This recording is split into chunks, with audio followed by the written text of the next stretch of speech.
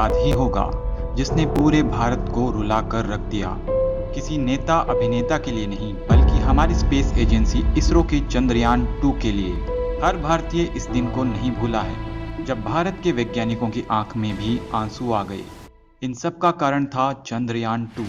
हम जानते हैं कि चंद्रयान 2 मिशन में भारत सफल होने के करीब ही था कि अचानक चांद के करीब पहुंचते ही विक्रम लैंडर का संपर्क टूटने की वजह से विक्रम लैंडर चांद के साउथ पोल पर जाकर गिर गया था और अचानक चंद्रयान 2 मिशन पूरा होते होते रह गया।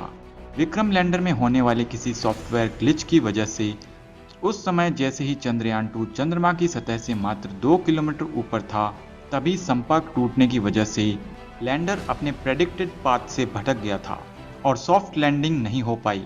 ये सॉफ्ट लैंडिंग इतनी पेचीदा चीज़ है कि इसी वजह से चंद्रयान 2 मिशन से कुछ महीने पहले ही इजराइल स्पेस एजेंसी के 12 शीट लैंडर के साथ भी यही हुआ था।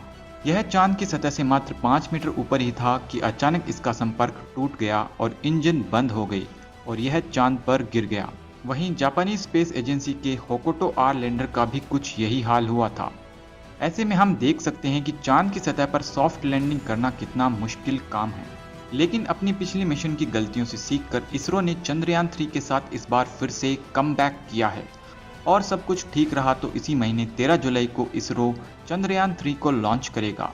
और अगर भारत इस मिशन में सफल रहा तो चांद पर सॉफ्ट लैंडिंग करने वाले देशों में भारत चौथे नंबर पर होगा, क्योंकि अब तक मात्र 3 देशों की स्पेस एजेंसी यूएस, रशिया और चाइना ने ही चांद पर सॉफ्ट लैंडिंग को अंजाम दिया है और इस बार पूरी दुनिया की नज़रें भारत के इस मिशन पर गड़ी है। ऐसे में भारत के इस मिशन का सक्सेसफुल होना काफ़ी ज़रूरी हो जाता है। तो चलिए जानते हैं क्या है ये मिशन और किस तरह इसरो चंद्रयान 3 को अंजाम देगा। चंद्रयान 3 भारतीय स्पेस एजेंसी इसरो का प्रोजेक्ट है, जिसे कंप्लीट करने में कुल 600 करोड़ का खर्च आया है। यानी आदि पुरुष मूवी के बजट में इसरो ने चंद्रयान 3 को बना दिया है।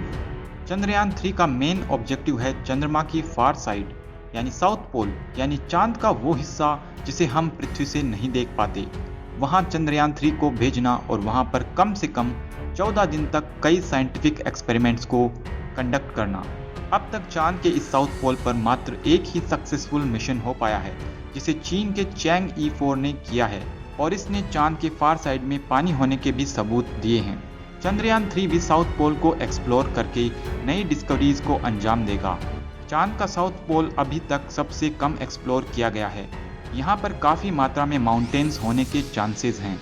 ये माउंटेन्स पास्ट में हुए एस्टेरॉयड इम्पैक्ट्स की वजह से चांद पर बने हैं।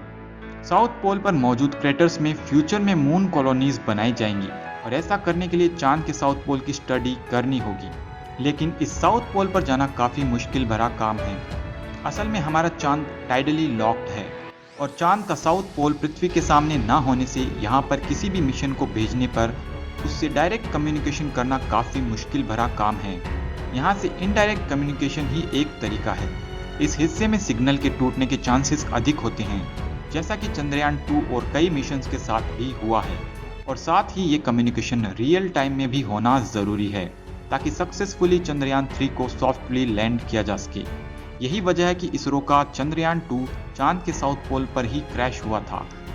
लेकिन इस बार चंद्रयान 3 को साउथ पोल पर सक्सेसफुली उतारने का प्लान है। चंद्रयान 3 3 हिस्सों में डिवाइडेड है। इसमें एक रोवर, एक प्रोपल्शन मॉड्यूल और एक लैंडर मौजूद है।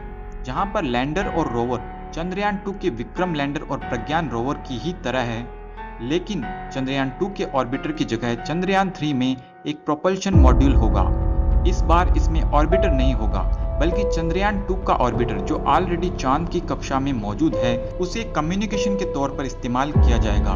चंद्रयान 3 का प्रोपल्शन मॉड्यूल एक बॉक्स लाइक स्ट्रक्चर होगा और इसके साइड में सोलर पैनल्स लगाए गए हैं और इसके ऊपर सिलिंड्रिकल स्ट्रक्चर है, जिसे इंटर मॉड्यूल अडेप्टर कोन कहा जाता है। ये प्रोपल्शन मॉड्यूल पहले चंद्रयान 3 को अर्थ ऑर्बिट में लॉन्च करेगा और फिर अर्थ ऑर्बिट से लूनर ऑर्बिट में और फाइनली लूनर ऑर्बिट से लैंडर को लॉन्च करेगा। और फाइनली इसके बाद प्रज्ञान रोवर चंद्रयान 2 के ऑर्बिटर के माध्यम से ग्राउंड कंट्रोल से कम्युनिकेट करेगा। इसके बाद इसमें है लैंडर, जो कि एक क्यूब शेप में है और जिस पर 4 लेग्स मौजूद है, जो लैंडिंग के वक्त इसे सपोर्ट कर सके। साथ ही एक स्मूथ लैंडिंग के लिए इसमें थ्रस्टर्स लगे हैं, जिनकी मदद से एक सॉफ्ट लैंडिंग पॉसिबल हो पाएगी।